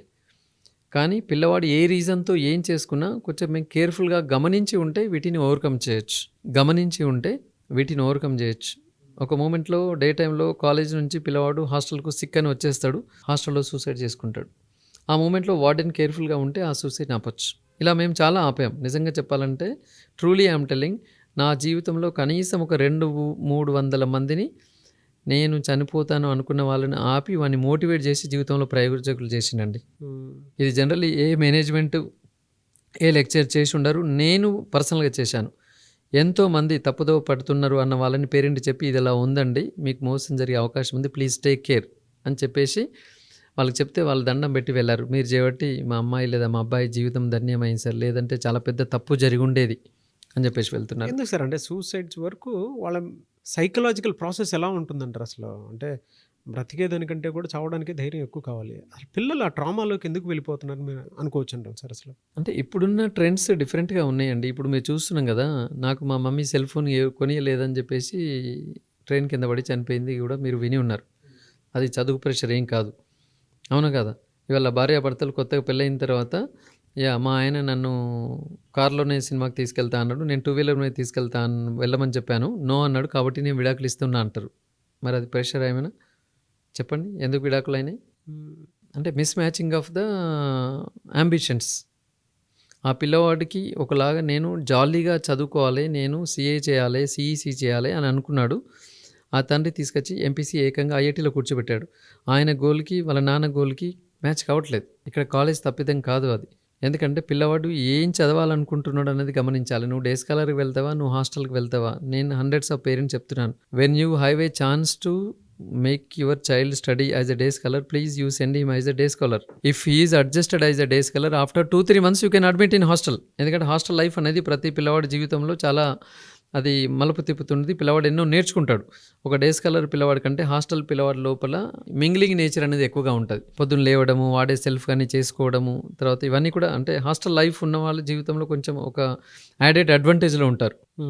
కానీ మనకు ఛాన్స్ ఉండంగా హాస్టల్లో వేయడం వలన చదువు ఒత్తిడి, హాస్టల్ ఒత్తిడి రెండు కూడా మల్టిప్లై అవ్వడానికి అవకాశం ఉంటుంది. ఓకే. సో అందుకే సూసైడ్స్ ఎక్కువ జరగడానికి అవకాశం ఉంటుంది. అంటే వేరియస్ రీజన్స్ అండి ఇవన్నీ. సూసైడ్స్కి రీజన్స్ నేను చెప్తున్నాను కదా, వేరియస్ రీజన్స్. పర్సనల్ కేర్ అనేది వార్డెన్స్ మేనేజ్మెంట్ ఉండలేకపోతే కూడా జరుగుతూనే ఉంటాయి. ఇప్పుడు గోడ దూకి వెళ్ళాలని దూకెత్తున్నాడు అండి, వాచ్మెన్ సరిగా ఉండి ఆపగలితే వాడిని దూకేవని ఆపచ్చు. ప్లస్ వాడిని దొరకబట్టి ఇంటికి పంపించి మీ వాడిని వద్దు సార్ వాడికి ఉండాలని లేదు అంటే అక్కడ ప్రాణాన్ని కాపాడతాం మనం. కానీ పేరెంట్ ఏం చేస్తారంటే లేదు సార్ ఇంకోసారి దూకోకుండా నేను రాసిస్తాను మా వాడిని తీసుకోండి అంటాడు. అవును. కాబట్టి తప్పు ఎవరిది అని మనల్ని అనలేము. ముగ్గురి అంబిషన్స్ ఒకటిగా లేవు అక్కడ. Parent ambition, children ambition, college ambition. ఒక టీచర్ని గురువుతో భావించి మనం పూజిస్తాము. అటువంటి టీచర్ మీదే స్టూడెంట్స్ వెళ్ళిపోతున్నారు అని అంటే మీరు చూసినటువంటి యాటిట్యూడ్ ప్రకారం పిల్లలు ఎక్కడ తప్పుదోవ పడుతున్నారని అనుకోవచ్చు. ఒక 4 కారణాలు చెప్పంటే ఏం చెప్తారు సార్? ఇది అంతా సోషల్ మీడియా ఎఫెక్ట్ ఒకటి, నెంబర్ 1. తర్వాత పేరెంట్స్ బాగా బిజీగా ఉంటూ కొంచెం పిల్లలకి మన కంబైన్డ్ ఫ్యామిలీస్ లేకుండా, ఓకే, చాలా డివైడెడ్ ఫ్యామిలీస్గా ఉండిపోతూ పిల్లలకి మంచి చెడు అనే చెప్పే గ్రాండ్ పేరెంట్స్ లేకుండా ఉండడం అనేది ఒకటి. తర్వాత ఇంకొకటి కూడా ఏంటంటే మార్నింగ్ టు ఈవినింగ్ ఓన్లీ చదువు. మన తెలంగాణలో ఉన్న ఒక బ్యాడ్ మీకు చెప్తానండి, వీలైతే మీరు దీన్ని మంచి హైలైట్ చేయొచ్చు. మహారాష్ట్రలో మాకు స్కూల్ ఉంది. అవును. అక్కడ పేరెంట్ ఎలా ఉంటాడంటే 8 to 2 o'clock ఇంకా 2 తర్వాత పిల్లవాడు డ్రెస్ తీసుకుంటాడు. సాయంత్రం అందరూ కూడా sports clubs, music clubs, dance clubs, లేదంటే ఇంకేదో ఒక ట్యూషన్ వాడికి హార్డ్గా ఉన్నది, ఇలా వెళ్తుంటాడు. 10 మందితో మింగిల్ అవుతుంటాడు. అందరూ కూడా సైకిల్ మీద ఇవన్నీ వెళ్తూ ఉంటారు. ఫిజికల్ ఫిట్నెస్ ఉంటుంది. అక్కడ పేరెంట్స్ ఈ సైన్స్, ఐఐటి, నీట్ కంటే ఎక్కువగా మావాడు చదువుతో పాటుగా ఇంకేదైనా ఒక హాబీ ఉండాలని కోరుకుంటున్నాడు అక్కడ. మన దగ్గర మాత్రం ఏది లేకున్నా పర్లేదు మావాడికి మార్కులు రావాలి అనే ఒక రాంగ్ నోషన్లో మాత్రం పేరెంట్స్ ఉన్నారు. ఇది తగ్గనంత వరకు మీరు ఇంతవరకు చెప్పిన అన్ని, పిల్లవాడు టీచర్ని కొట్టడం కావచ్చు, లేకపోతే సూసైడల్ టెండెన్సీ కావచ్చు, ఇవన్నీ జరగడానికి కారణం అదేనండి. కాబట్టి పిల్లవాడికి చదువుతో పాటుగా ఇంకా ఏదైనా ఒక యాక్టివిటీ ఉండాలి. అయితే ఇక్కడ ఏముంది అంటే ఇవాళ ఒక కాలేజ్కి గ్రౌండ్ ఉంది, పిల్లల్ని ఆడిపిస్తున్నారు, చదువు చెప్తున్నారు. కానీ ఈ పేరెంట్ ఇక్కడ ఆటలు ఉన్నాయి, టైం వేస్ట్ అవుతుంది, అక్కడ ఆటలు లేవు కాబట్టి నేను ఆ కాలేజీలో వేస్తా అంటున్నాడు పేరెంట్. దాంతో ఈ ఆటలు ఉన్న కాలేజ్ అయినా కూడా ఆటలు మానేస్తున్నాడు. ముఖ్యంగా ఇంటర్మీడియట్కి వచ్చిన తర్వాత పేరెంట్ పూర్తిగా మావాడికి ఏది వద్దండి చదువు తప్ప అనే పరిస్థితిలో ఉన్నాడు. ముఖ్యంగా మన తెలంగాణలో ఇది బాగా ఉందండి. చదివితే మావాడు పెద్ద ఇంజనీరింగ్ కాలేజీలోనే సీట్ కొట్టాలి. మీరు ఏం చేస్తారు ఏందో, నేను ఎన్ని లక్షలైనా ఇస్తా, మీరు మావాడిని ఏం చేసినా పర్లేదు, మావాడికి సీట్ రావాలి అంతే. 1వ తరగతి వాడికి కూడా ఐఐటి చెప్తా అంటే మన పేరెంట్స్ ఫీజు కట్టే పరిస్థితి తెలంగాణలో మాత్రమే ఉన్నది, భారతదేశంలో ఎక్కడ లేదు. అందువల్ల పిల్లాడు మైండ్ సెట్ పాడైపోయింది. కాబట్టి మైండ్ సెట్ ఇక్కడ ఏంటంటే తెలంగాణలో ఇప్పటికైనా నేను సుమన్ టీవీ ద్వారా పేరెంట్స్ కమ్యూనిటీకి చెప్పదలుచుకున్నాను, దయచేసి చదువుతో పాటుగా ఏదైనా ఒక యాక్టివిటీ. ఇప్పుడు మేము చదువుకున్నప్పుడు ఇంటర్వ్యూస్ వెళ్తే గవర్నమెంట్ ఉద్యోగాలకి వాట్ ఈజ్ యువర్ హాబీ అని అడిగేవాళ్ళు. ఐ విల్ ప్లే చెస్ అండి, సింగింగ్ ఈజ్ మై హాబీ అనేవాడు, డాన్సింగ్ ఈజ్ మై హాబీ అనేవాడు, నేను కరాటే అనేవాడు, ఏదైనా ఒక హాబీ ఉండేది. కానీ ఇవాళ పిల్లలకి ఏం హాబీ ఉందండి? చదువు, సెల్ ఫోన్ చూడడం తప్ప ఇంకా హాబీ ఏమైనా ఉందా? మరి వాడు సైకలాజికల్గా డిప్రెషన్కి వెళ్ళిపోతే ఏం పోతుంటాడు చెప్పండి? అక్కడ ప్రాబ్లం అవుతుంది. కాబట్టి స్పోర్ట్స్ మీద ఇంట్రెస్ట్ చూపించే ఆ ఎడ్యుకేషన్ మనకి రావాలి. ఎక్స్ట్రా కరిక్యులర్ యాక్టివిటీస్ ఎన్ని వీలైతే అన్ని పిల్లలకు చేపించే ఆ ఎడ్యుకేషన్ సిస్టమ్ భారతదేశంలో రావాలంటే మన దగ్గర స్పోర్ట్స్ నేషనల్కి వెళ్ళిన వాడికి 2% రిజర్వేషన్ ఇస్తుందండి. ఇది వెరీ వెరీ దౌర్భాగ్యం. ఈవెన్ సెంట్రల్ గవర్నమెంట్స్ కూడా ఆలోచించాలి. ప్రపంచంలోనే అత్యధిక జనాభా కలిగిన భారతదేశంలో కనీసం రీజనబుల్ ఒలింపిక్ గోల్డ్ మెడల్ సాధించలేక తలదించుకునే పరిస్థితి వచ్చింది అంటే from the school level itself we are not giving priority for the sports and games. మన దగ్గర అన్ని విశాలమైన ప్లేగ్రౌండ్స్, విశాలమైన స్టేడియంస్, ఆ కరికులం అనేది లేదు. మనీ వృధాగా పోతుంది. ఎన్నో స్పోర్ట్స్ స్కూల్స్ పెడుతున్నారు, డబ్బులు పోతున్నాయి కానీ అక్కడ దాని నుంచి వచ్చిన ప్రయోజనం లేదు. కాబట్టి ఇప్పటికైనా ఏంటంటే ఆటల్లో బాగా రాణించిన వాళ్ళకి 2% రిజర్వేషన్ కాకుండా 20% రిజర్వేషన్ చేద్దాం. అప్పుడు బాగా చదివి ఐఐటీ సీట్ కొట్టాలనుకున్నవాడు, నేను చదువు కొంచెం తక్కువ ఉన్నా, ఈలోగా నేను షటిల్లో నేషనల్కి వెళ్తాను, నాకు ఆ రిజర్వేషన్తో ఐఐటీలో సీట్ కొడతాడు అండ్ షటిల్ బ్యాడ్మింటన్ కూడా ఆడుతుంటాడు. సో దాంతో ఈ షటిల్ బ్యాడ్మింటన్తో వాడు భారతదేశానికి ఒక పథకం తేవచ్చు. తర్వాత వాడి కోరిక ఐఐటీలో కూడా సీట్ వస్తుంది. ఐఐటీలో జాయిన్ అయిన వాళ్ళు కూడా చదివే కాకుండా అన్ని రకాల వాళ్ళు వస్తుంటారు. ఇప్పుడు ఏమైంది, ఐఐటీలో జాయిన్ అయిన తర్వాత కూడా సూసైడ్స్ అవుతున్నాయి అక్కడ. ఇవాళ మీరు కొన్ని వినుంటారు, ఈ got a seat in IIT అంటే జీవితంలో నేను అన్ని సాధించిన అనుకుంటారు, ఐఐటీలో సీట్ వస్తాయి. మరి థర్డ్ ఇయర్ చదువుతున్న ఐఐటీ పిల్లవాడు సూసైడ్ చేసుకున్నాడు. దానికి రీజన్ ఏంటంటే వాడికి చదువు తప్ప ఇంకో ఏమీ లోక జ్ఞానం లేదండి. ఇవాళ పిల్లల్ని అలా తయారు చేస్తున్నారు అంటే దానికి రీజన్ ఒక్కటే ఇన్స్టిట్యూట్స్ కాదు, తల్లిదండ్రుల ఆలోచన సరళిలో కూడా మార్పు రావాలి. ఖచ్చితంగా పొద్దున్నో సాయంత్రం పిల్లవాడికి ఏదో ఒక హాబీ మీద ఇంట్రెస్ట్ పెంచుతుండాలి. అప్పుడు ప్రెషర్ అనేది రాదు, ఏది రాదు. ఓటమిని కూడా చాలా స్పోర్టివ్గా తీసుకోవడం అనేది నేర్చుకుంటాడు. సార్ ఇన్ని చెప్తున్నారు కదా సార్, మీ స్కూల్లో ఒక లైఫ్ కోచ్ కానీ ఎమోషనల్ హెల్త్ కోచ్ కానీ పిల్లలకు కావాల్సిన విధంగా ఎవరైనా ఉన్నారా సార్? ఎందుకంటే వాళ్ళ అందరూ ర్యాంక్స్ మీదో లేదంటే ఎడ్యుకేషన్ బాగుంటే చాలు అనుకునేటువంటి దాని మీదో, వాళ్ళు మళ్ళీ మీరు గేమ్స్ గురించి మాట్లాడుతున్నారు కాబట్టి అడుగుతున్నాను. ఎవరైనా అలాంటి ట్రైనర్స్ ఉన్నారా సార్? అసలు ఆ పాయింట్లో ఎప్పుడైనా ఆలోచించారు? నేనైతే ప్లే గ్రౌండ్ లేకుండా నేను ఎక్కడ స్కూల్ పెట్టలేదు. ఇన్ని స్కూల్ పెట్టాను నేను, 27 స్కూల్ ఉన్నాయి ఆల్ ఫోర్స్కి. నేను ఎక్కడ స్కూల్ పెట్టాలంటే ముందు మినిమం ప్లే గ్రౌండ్ ఉంటేనే స్కూల్ పెట్టాను తప్ప కానీ అసలు ప్లే గ్రౌండ్ లేని దగ్గర నేను స్కూల్ పెట్టలేదండి. పిల్లలకు కావాల్సిన లైఫ్ స్కిల్స్ కానివ్వండి, ఎమోషనల్ హెల్త్ కానివ్వండి. నేను అదే ఇక్కడ థింగ్ ఏంటంటే, నేను ఒక నెల అనుకుంటే సరిపోదండి. నేను ఎంతో చెప్పాను, పక్క స్కూల్లో చదువు మాత్రమే ఉంది, ఇక్కడ స్కూల్లో చదువు ఆటలు ఉన్నాయంటే పేరెంట్ దానికి ప్రియారిటీ ఇచ్చే రోజులు ఉన్నాయి ఇవాళ. కాబట్టి నేను ఏమంటున్నానంటే, ఇప్పుడు మేనేజ్మెంట్స్ ఎలా ఉంటారంటే పేరెంట్ ఏం కోరుకుంటే అది చేస్తాడు. పేరెంట్ ఏమి ఆయన డబ్బులు కట్టుతున్నాడు ఆయన, కాబట్టి ఆయన ఇంట్రెస్ట్గా వెళ్ళాలి. కాదు సార్, కరిక్యులంలో లైఫ్ స్కిల్స్ మీదను ఎమోషనల్ హెల్త్ మీద ఇవాళ మొగ్గు చూపకపోవడానికి ఏ ఇన్స్టిట్యూట్ అయినా సరే పేరెంట్స్కి దాని మీద ఇంట్రెస్ట్ లేదు కాబట్టి మేము కూడా ఇంట్రెస్ట్ చూపించట్లేదు అంటారు, అంతేనా? పేరెంట్ అది వద్దు అంటున్నాడు. మీరు నమ్మరండి, మా దగ్గర స్కూల్లో ఒక 25% పేరెంట్స్ ఇప్పుడు కూడా అంటున్నారు, సార్ నేను హైదరాబాద్లో ఒక స్కూల్ చూశాను సార్, అక్కడ వాళ్ళు మ్యాథ్స్, ఫిజిక్స్, కెమిస్ట్రీ తప్ప ఏం చెప్తలేరు, మాకు తెలుగు ఎందుకు చెప్తున్నారు సార్ మీరు, మాకు ఇంగ్లీష్ ఎందుకు చెప్తున్నారు, మాకు సోషల్ ఎందుకు చెప్తున్నారు, ఈ గేమ్స్ ఎందుకు సార్, మాకు ఇవే ఎంపీసీ 3 మొత్తం రోజు 3 గంటలు పెట్టియండి సార్, 10th అయిపోయేసరికి మొత్తం ఐఐటీ అంతా చెప్పించండి సార్ అని అంటున్నారు. నేను ఆయన మాట వినలేకపోతే ఆయన ఇక్కడ నుంచి షిఫ్ట్ చేస్తాడు హైదరాబాద్కి. కాబట్టి సెక్షన్ మేము కూడా తయారు చేయాల్సి వస్తున్నది. అప్పుడు okay, all force is also good in Karimnagar. But my personal request sir, ఎందుకంటే నేను ఒకటైతే ఎక్స్పెక్ట్ చేస్తాను డెఫినెట్గా, అంటే ఆ సైడ్ నుంచి మీకు సజెషన్ అనుకోండి, లేదంటే being a media person urge అనుకోండి, ఏదైనా అనుకోండి సార్, ఒక ఎమోషనల్ హెల్త్ కోచ్ని కానీ లైఫ్ స్కిల్ కోచ్ని కానీ ఇవాళ యాడ్ చేస్తే ప్రతి స్కూల్ కాలేజెస్లో బాగుంటుంది అనేది నా ఒపీనియన్. ఎందుకంటే మీరు ఇందాక ఒక మాట అన్నారు, ఓకే మీ దగ్గర ప్లే స్కూల్ ఉంది, ఏదో రకంగా పిల్లవాడు ఆలోచన మారడానికి కావాల్సినటువంటి ఒక యాక్టివిటీ ఉంది. బట్ పిల్లలు సూసైడ్ చేసుకునేటువంటి ప్రాసెస్లో ఉన్నారు అని చెప్పేసి, అంటే ఈ మధ్య కాలంలో మనం చూసేటువంటి న్యూస్ అదే. అంటే జనరల్లీ సూసైడ్స్ అనేది ఓన్లీ ఎట్ కాలేజ్ లెవెల్ అండి, అంటే స్కూల్ లెవెల్గా జనరల్లీ అదే సార్, కాలేజ్ లెవెలే మామూలుగా. అంటే పిల్లల మానసిక సమస్యను కూడా అర్థం చేసుకుని, కొన్నిసార్లు కొంతమందికి డిజబిలిటీ ప్రాబ్లమ్స్ ఉంటాయి, కొంతమందికి ఏంటంటే లెర్నింగ్ డిజబిలిటీ ప్రాబ్లమ్స్ ఉంటాయి, ఉండేటువంటి స్టూడెంట్స్ ఉంటారు. వాళ్ళు ఏంటంటే చదువుని ఫోకస్డ్గా తీసుకోలేకపోతారు. సో ఆ ప్రాసెస్లో మీరు ఎప్పుడైనా మీ కరికులంలో ఇది యాడ్ చేస్తే బాగుంటుందని అనుకుంటున్నాను సార్. ఎందుకంటే సింపుల్గా పేరెంట్స్ అది కోరుకోవట్లేదు. నేను ఇంటర్మీడియట్ బోర్డుకి గతంలో ఎన్నోసార్లు ఎడ్యుకేషన్ మినిస్టర్లో కూడా నేను చెప్పాను, మీరు ఇచ్చిన 2 సంవత్సరాల సిలబస్ అది 3 సంవత్సరాలు చెప్తే కానీ ఒడవదు సార్. 3 సంవత్సరాలు చెప్తే ఒడవని ఇంటర్మీడియట్ సిలబస్ని కొద్దిమంది ఐఐటీ ప్రిపేర్ అయ్యే పిల్లల గురించి మీరు దాన్ని 2 సంవత్సరాలు పెడుతున్నారు, ఇంత ఓవర్ బర్డెన్ చేయడం అవసరం లేదు, please you reduce the syllabus అని నేను అకాడమిక్ మీటింగ్లో పెట్టాను. ఎవరు పట్టించుకుంటున్నారండి అని? సిలబస్ డిజైన్ చేసేది పక్కా నిజంగా చెప్పాలంటే దానిలో ఇండైరెక్ట్గా ఆ కార్పొరేట్ ఆ 2 కాలేజీల సీనియర్ లెక్చరర్స్ని బట్టి వీళ్ళు ప్రోగ్రామ్ డిజైన్ చేస్తూ ఉంటారు. ఎంత సిగ్గుచేటండి. ఈవెన్ ఇప్పుడు కూడా ఆంధ్ర వాళ్ళు ఏం చేస్తుంటే తెలంగాణ వాళ్ళది కాపీ కొడుతున్నారు. ఇన్ని 10 సంవత్సరాలు దాటిపోయి తెలంగాణ మన సొంత రాష్ట్రం ఏర్పడ్డ తర్వాత ఇప్పటికీ కూడా అదే పరిస్థితి. నిన్న మనం చూసున్నాం కదనండి, Group 2 ఎగ్జామ్లో వచ్చిన క్వశ్చన్ పేపర్ల గురించి క్రిటిసిజం ఎలా వచ్చిందో. అంటే ఆంధ్ర గురించి క్వశ్చన్లు అడగాల్సింది Group 2లో ఏం అవసరం ఉన్నదండి, అవునా కదా? కాబట్టి మన వాళ్ళు ఇంకా మారాలి. ఇంటర్మీడియట్లో single point syllabus almost all ఒక 1/4 ఆఫ్ ద సిలబస్ని రెడ్యూస్ చేయాలి. ఎవరైతే ఐఐటీ కోచింగ్, నీట్ కోచింగ్ తీసుకుంటున్నారో వాళ్ళు ఎక్స్ట్రా సిలబస్ చదువుకుంటారు. నార్మల్ ఇంటర్మీడియట్ పిల్లల వాడికి అంత సిలబస్ డంప్ చేయాలని చెప్పని లేదు. హెవీ సిలబస్ ఉందండి తెలంగాణలో. ఏమంటే ఎన్సీఆర్టీలో ఉంది కాబట్టి మేము అంత పెడుతుంటాం. అంత అవసరం లేదు. పిల్లవాడి మీద ప్రెషర్ తగ్గుతుంది. ఆరామ్సే టీచ్ చేస్తూ ఉంటాం మేము. పిల్లవాడికి రోజు 2 పీరియడ్లు సీసీఏ పీరియడ్లు పెట్టచ్చు, గేమ్స్ ఆడిపించవచ్చు. ఇది నడుస్తూ ఉంటుంది. కాబట్టి మేము ఇంటర్మీడియట్ బోర్డుకి అయితే నేను పర్సనల్గా I was the state association president for private college managements. ఆ మూమెంట్లో నేను N number of times I have given this as a point. Please you reduce the portion. దాన్ని ఏమీ రెడ్యూస్ చేయట్లేదు. జీపీఏ సిస్టమ్ పెట్టండి ఇంటర్మీడియట్లో, పిల్లవాడి ప్రెషర్ తగ్గుతుంది, ఆత్మీయతలు తగ్గుతాయని నేను డైరెక్ట్గా చెప్పానండి. బట్ ఒకే ఒక చిన్న పాయింట్, మార్కులను బట్టి బిట్స్లో సీట్ ఇస్తారండి, జీపీఏ పెడితే మార్కులు ఎలా ఇస్తాం, కాబట్టి మార్కుల సిస్టమ్ రావాలి అంటున్నారు. ఇప్పుడు 10th క్లాస్ జీపీఏ ఉంది, దే ఆర్ వెరీ కంఫర్టబుల్.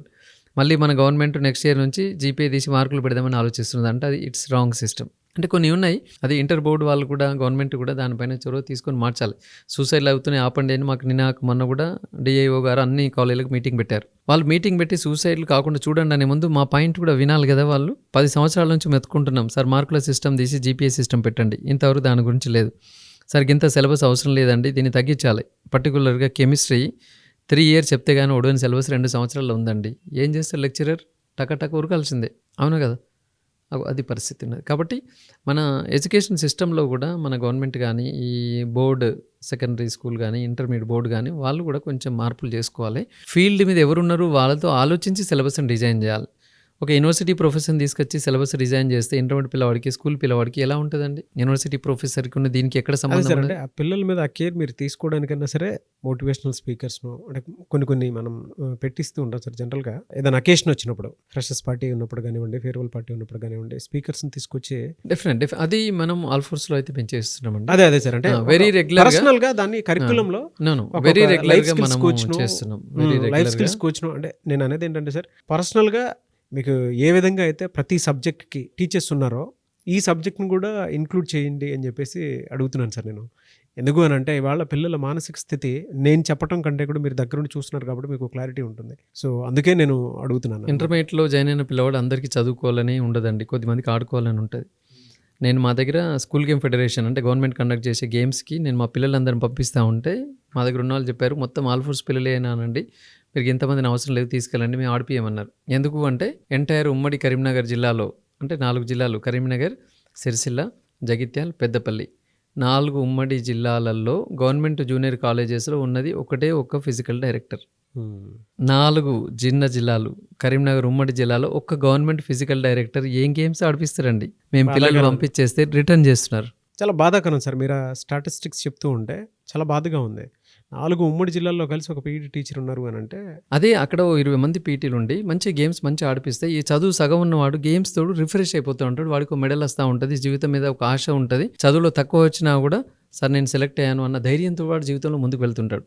అవన్నీ క్యాన్సిల్ అయిపోతున్నాయి కదా. అయితే మీరు అన్న ఒక పాయింట్ని అయితే నేను ఏకీభవిస్తాను. ఓకే, ఇవన్నీ తప్పులు ఎదుటి వాళ్ళకి చెప్పడం కాకుండా యాజ్ ఏ కాలేజ్ మేనేజ్మెంట్గా మేము రెగ్యులర్గా సైకాలజిస్ట్ చేత పిల్లలకి మోటివేషన్ క్లాసులు అరేంజ్ చేయించాలి. తర్వాత ప్రతి కాలేజీకి ఒక సైకాలజిస్ట్ ఉండాలన్నారు, కానీ ప్రతి కాలేజీ సైకాలజిస్ట్ పెట్టుకునేంతమంది సైకాలజిస్టులు తెలంగాణ రాష్ట్రంలో లేరు. మీరు ప్రపోజల్ తీసుకురండి సార్, మా సైడ్ నుంచి మేము తీసుకొని వస్తాం. డెఫినెట్లీ ఇదే పాయింట్ మేము చెప్పాం. Every junior college should have a full time psychologist అని మాకు చెప్పారు నిబంధన. సార్ 2000 జూనియర్ కాలేజీలు అని 2000 సైకాలజిస్ట్ తెలంగాణ రాష్ట్రంలో లేరు. మీరు మళ్ళీ మమ్మల్ని తప్పు చేపిస్తున్నారండి, ఇట్లా కాదు అని చెప్తున్నాం. కాబట్టి కొంచెం అసలు ఫీల్డ్ మీద ఏం జరుగుతున్నది అని తెలుసుకొని మీ స్కూల్ కాలేజెస్ నుంచి స్టార్ట్ చేద్దాం సార్. నా సైడ్ నుంచి నేను డెఫినెట్లీ ఆల్రెడీ వీఆర్ డూయింగ్. మా దగ్గర అయితే రెగ్యులర్ మేము కల్చరల్ ప్రోగ్రామ్స్ పెడతాం, యాన్యువల్ డేస్ పెడతా ఉంటాం, పిల్లలకి ఎంటర్టైన్మెంట్ చేస్తున్నాం, ఫీల్డ్ ట్రిప్స్ తీసుకెళ్తా ఉన్నాం. తర్వాత తక్కువ మార్కులు వచ్చిన వాడిని కూడా మేము ఎవరిని ఏమీ అనట్లేదు. మేము చెప్తాం, నువ్వు ఇంటికి వెళ్ళాలంటే గొడవదు కూడా అవసరం లేదు రానా, నేనే నేను ఇంటికి పంపిస్తాను అని చెప్తాను. నేను డైరెక్ట్గా నేనే చెప్తాను, ఏ మేనేజ్మెంట్ చెప్పరండి. ఫస్ట్ మీటింగ్లో చెప్తాను, మధ్యలో చెప్తాను. మా పిల్లలకు నేను చెప్పేటి విషయాలు, ఆనందంగా ఉండు నాన్న, ఆరోగ్యంగా ఉండు, ముందు మంచిగా తిను, మంచిగా పడుకో, 3వది మంచిగా చదువుకో, నీకు ఆ 2 అయ్యి ఇంకా ఏం చేయాలంటే చదువుకో అని చెప్తాను నేను. ఏ కాలేజ్ చెప్తుందండి తెలంగాణ రాష్ట్రంలో? ఆల్ఫోర్స్లో మీరు ఏ పిల్లల్ని అడగండి, మీకు మీ చైర్మన్ నరేంద్ర రెడ్డి సార్ ఏం చెప్తాడు అంటే మంచిగా తినండి, మంచిగా నిద్రపోండి, 3వది మంచిగా చదువు, ఏఐ టూల్స్ వచ్చేసిన తర్వాత ప్రతి ఒక్కరూ దాని మీద మనీ ఎర్న్ చేసుకుంటూ ఉన్నారు. దాంతోపాటు డెవలప్మెంట్ యాక్టివిటీ కూడా చాలా ఫాస్ట్గా టెక్నాలజీ పాయింట్ ఆఫ్ వ్యూ నుంచి చూసినప్పుడు వెళ్ళిపోతూ ఉంది.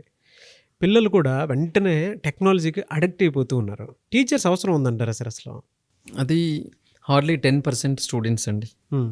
టెక్నాలజీని చదువు కొరకు ఉపయోగించుకునే వాళ్ళు ఓన్లీ 10%. టెక్నాలజీ ఎంత పెరిగినా ఫిజికల్ టీచర్కి ఆల్టర్నేట్గా ఏది కూడా రాదు. ఇంకొక 30 సంవత్సరాల వరకు కూడా ఇట్స్ గ్యారంటీ. మీరు ఇప్పుడే అన్నారు మోటివేషన్ అవసరం అని చెప్పేసి. ఇంత లెక్చరర్ క్లాస్లోకి వెళ్ళి 50 నిమిషాలు క్లాస్ చెప్తూ చదువుతో పాటుగా మోటివేట్ చేసినా ఒక సెపరేట్ సైకాలజిస్ట్ ఈ కాలంలో అవసరం పడ్డది. మరి పూర్వంలో అవసరం పడలేదు కదా, ఇప్పుడు అవసరం పడింది. అసలు టీచర్ లేకుండా ఉంటే ఇంకా మీరు ఊహించి ఉండొచ్చు ఏం జరుగుతుందో. అప్పుడు టీచర్ని కొట్టడం కాదు, మీరు అన్నట్టు ఆ కెమెరాలు బలగొడుతుంటారు. కాబట్టి ఇంకో 20-30 సంవత్సరాల వరకు there is no substitute for the physical teacher. So AI వచ్చినా సరే టీచర్స్ నీడ్ ఉంది. అది ఎవరికి అంటే హయ్యర్ ఎడ్యుకేషన్లో మీరు అన్నట్టుగా దానికి ఆల్టర్నేట్ చూస్తుంటారు. ఎందుకంటే ఎంఎస్ కానీ పీజీ చదువుకునే వాళ్ళు కానీ ఈవెన్ గ్రాడ్యుయేషన్ ఫైనల్ ఇయర్లో కూడా వాళ్ళకి ఆ మెచ్యూరిటీ ఉంటుంది. They won't miss utilize. కాబట్టి వాళ్ళు నేర్చుకుంటున్నారు. అక్కడ definitely they are getting advantage. And ఇప్పుడు ఉన్న ఈ గవర్నమెంట్ కూడా ఒకే ఇయర్లో మల్టిపుల్ డిగ్రీస్ చేసుకునే అవకాశం ఇచ్చింది. కాబట్టి ఫిజికల్గా క్లాసులు వింటూ ఒక సర్టిఫికేట్ పొందుతున్నాడు, తర్వాత ఈ ఆన్లైన్ క్లాసులు వింటూ ఇంకొక సర్టిఫికేట్ పొందుతున్నాడు.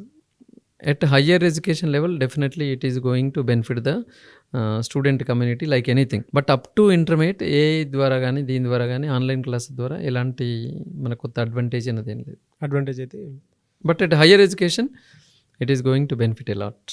టెక్నాలజీ రోల్ ఇవాళ ఎడ్యుకేషన్ సిస్టమ్ మీద ఏ మేరకు ఏ పర్సంటేజ్లో ఉందని అనుకుంటున్నారు సార్ మీరు? ఇట్స్ రైట్ నౌ అయితే నో డౌట్ ఎట్ ఆల్. మనం ప్రపంచంలో ఉన్న దేశాలను బట్టి చూసుకున్నా కూడా మన దగ్గర కూడా అన్ని అందుబాటులోకి వచ్చేసినాయి. Students really they are utilising.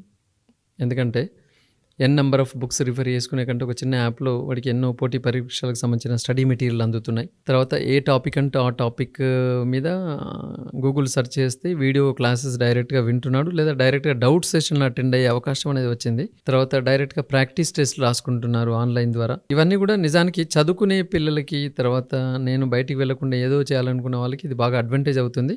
That మన రాష్ట్రం తెలంగాణ కూడా అందులో ముందు అంజలోనే ఉంది. మనం వెనుకబడ్డ వాళ్ళని we are utilizing. Even many schools they are using nowadays all panel boards అని ఇంటర్నెట్ పెట్టేస్తున్నారు. No green boards, no white boards. డైరెక్ట్గా ఇలాంటి పెద్ద స్క్రీన్ బోర్డులతోటి టీచ్ చేస్తున్నారు. అన్ని వీడియో లెసన్ చూపిస్తూ ఉన్నారు. ఈవెన్ 10 క్లాసులకు కనెక్షన్ చేస్తూ 10 క్లాసులో పిల్లల్ని ఇంటరాక్షన్ చేస్తూ కూడా ముందుకు వెళ్తున్నారు. 10 ఏరియాలో ఇప్పుడు మాలాంటి గ్రూప్ ఆఫ్ కాలేజెస్లో at a time Karimnagar, Warangal, హైదరాబాద్లో ఉన్న పిల్లలు కూడా ఇంటరాక్ట్ అవుతూ డిస్కస్ చేసుకునే ఆ ఫెసిలిటీ ఏర్పాటు చేస్తున్నారు. రియల్గా ఆ ఇష్యూలో ఇట్స్ గోయింగ్ ఆన్ గుడ్. మన తెలంగాణ కూడా ముందు అంజలో ఉంది, అందులో ప్రాబ్లం. Great sir. సార్ మీ ఏజ్ ఎంతో, మీ కాలేజెస్ కూడా అంతే ఉన్నాయి, అంటే స్కూల్స్ అయినా సరే కాలేజెస్ అయినా సరే జనరల్గా 54 అంటే 54. మీకు సొసైటీని మార్చేంత, లేదంటే ఒక కరిక్యులంని రెడీ చేసేంత క్యాపబిలిటీ మీ ఎంటైర్ సిస్టమ్కి ఉంది. ఎందుకు మీరు గవర్నమెంట్లో పిల్లల టైం టేబుల్ మార్పిద్దాము అండ్ పిల్లల యాక్టివిటీస్లో కొన్ని చేంజెస్ తీసుకొని వద్దాము అనుకునేటువంటి ఆలోచనతో గవర్నమెంట్కి ఎప్పుడు ఏదైనా సరే ఒక ఇది ఇస్తే బాగుంటుంది, పిల్లల ఎడ్యుకేషన్ వ్యవస్థలో ఇలాంటివి చేస్తే బాగుంటుంది అనుకునేటువంటి ఆలోచనతో ఎప్పుడు ఏది చేయలేదా సార్? గవర్నమెంట్ తోటి చెప్పాలి అన్నప్పుడు ఇండివిజువల్ ఒక కరెస్పాండెంట్గా మనం అంత ఇన్ఫ్లుయెన్స్ చేయలేం. In the earlier days when I was the private junior college association state president, I tried to represent in so many ways. అప్పుడు కూడా మంత్రులు అంటే దేని మీద ఫోకస్ చేశారు సార్? కొన్ని ఇలాంటి చేంజెస్ దాని గురించి అప్పుడు చెప్పి ఉన్నాం, కానీ వాళ్ళు ఎవరు కూడా వినే పరిస్థితి లేరు. అందుకే ఏం చేస్తున్నానంటే ఇప్పుడు we have to do something, we have to change in few ways అని చెప్పేసి ఈసారి రాబోయే గ్రాడ్యుయేట్ ఎమ్మెల్సీ ఎన్నికల్లో నేను పోటీ చేస్తున్నాను. ఖచ్చితంగా ఎమ్మెల్సీ గెలిచి అక్కడ పాలసీస్లో కొన్ని చేంజెస్ తీసుకురావాలి, అప్పుడే మనం చేయగలం అన్న ఆలోచనగా now this time I'm making all preparations for that. Great. First దేని మీద చేంజ్ తీసుకురావడానికి? ఇప్పటి వరకు మనం ఎడ్యుకేషన్లో ఏమేమైతే ఉండాలనుకుంటున్నామో అవన్నీ చేంజెస్ తీసుకురావడానికి నేను ప్లాన్ చేస్తాను తప్పకుండా. గ్రేట్ సార్, మంచి విషయం చెప్పారు. I wish you all the best. Thank you. ఈ మధ్యకాలంలో మళ్ళీ మహారాష్ట్రలో కూడా ఓపెన్ చేశారు కాబట్టి ఒక క్వశ్చన్ అడుగుతాను సార్. అంటే ఇక్కడ చూసినటువంటి ఎడ్యుకేషన్ ఎన్విరాన్మెంట్కి మహారాష్ట్రకి ఉండేటువంటి తేడా ఏంటి అసలు మీరు చూసిన దాని ప్రకారం? మహారాష్ట్రలో చదువుతో పాటుగా అన్ని యాక్టివిటీస్లో పిల్లలు బాగుండాలి అని చెప్పి కోరుకుంటారు. మన దగ్గర చదువు ఒక్కటి ఉండాలి, ఇంకా అన్ని తక్కువ ఉన్నా పర్లేదు అనేది మన పేరెంట్స్ కోరుకుంటున్నారు. ఎక్కువ పర్సెంట్ అందరూ నేను అన్నాను, most of the parents will give priority only for education. But మహారాష్ట్రలో చదువు కొంచెం తక్కువైనా పర్లేదు కానీ మా వాడికి అన్నీ ఉండాలని కోరుకునే వాళ్ళు ఎక్కువ ఉన్నారు. దాంతో ఏమవుతుందంటే హ్యాపీ లైఫ్ గడుపుతున్నారు. తర్వాత ఫ్యామిలీస్ అన్నీ చాలా ఒకరికొకరు రెస్పెక్ట్ ఇచ్చుకుంటూ చాలా సిస్టమ్ బాగుంది. ఇక్కడ ఏమవుతుందంటే ఓన్లీ స్టడీస్ అనేసరికి కింద మీద పడైనా నేను మార్కులు తేవాలని పిల్లవాడు ఎట్లయినా చేసి మార్కులు తెప్పించాలనేది కాలేజ్ వాళ్ళు. ఎంత డబ్బు ఖర్చు పెట్టైనా పర్లేదు మా వాడికి ర్యాంకులే తెప్పించాలని తల్లిదండ్రులు. ఇందులో ఒక పిల్లవాడిని సపరేట్ చేయడానికి ముగ్గురు కారణం అవుతున్నారు. కాబట్టి అది చేంజెస్ జరగాలి. ఎనీవేస్ థ్యాంక్ యూ అండి. Thank you so much Narender Reddy గారు.